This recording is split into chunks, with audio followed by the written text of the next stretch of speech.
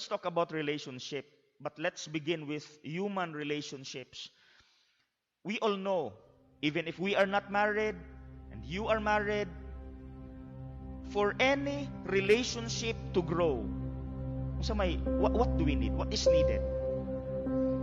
For any relationship to mature, to grow stronger together, there must be a conscious effort that must be done by both sides. No relationship is simply born out of chance.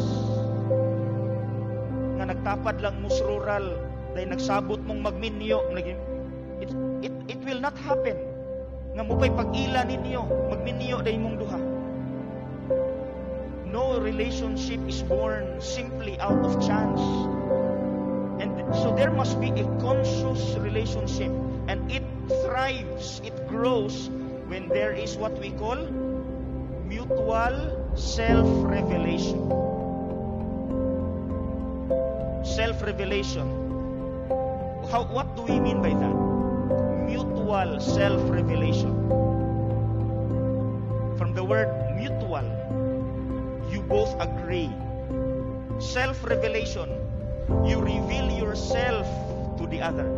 So, mutual self-revelation is, I allow myself to be known by the other, and the other allows himself to be known by me. That is mutual self-revelation. And that is very important when we relate with God. Because I know you, each of us has a relationship with God. But the question is it mutual? Is there a mutual self-revelation? Sige, let's try to check. Check po mo. If we look at the side of God, na ba siya self-revelation to us? The answer is 100%. We are sure that He is always interested with us. He is in a constant relationship with us. He wants to reveal Himself to us. God always wants to reach out to us.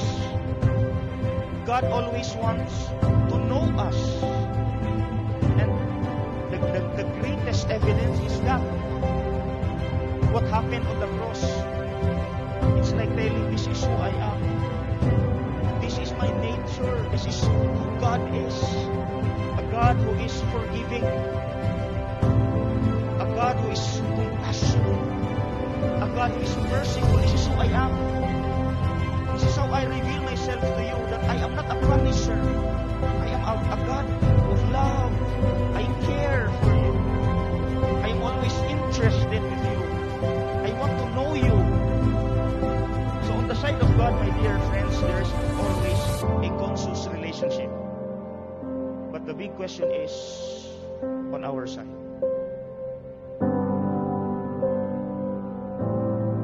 Are we always in that kind of a conscious relationship with God? Sige daw, how about you and me? How about you and me? If God gave everything, how about you?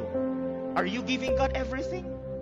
Are you giving God 100% of your attention, your time, presence, etc., your gifts, your talents? Kasi naginuuray na ni kamot. This would be nang magniayon, di ba, couples? If one of you is not faithful to the relationship, what usually happens? Di ba? Lamig ng both parties are really interchanging, passing, giving and taking. Nindot ra gyud unta. So if that happens, then this is the reason why there is no mutuality in the relationship.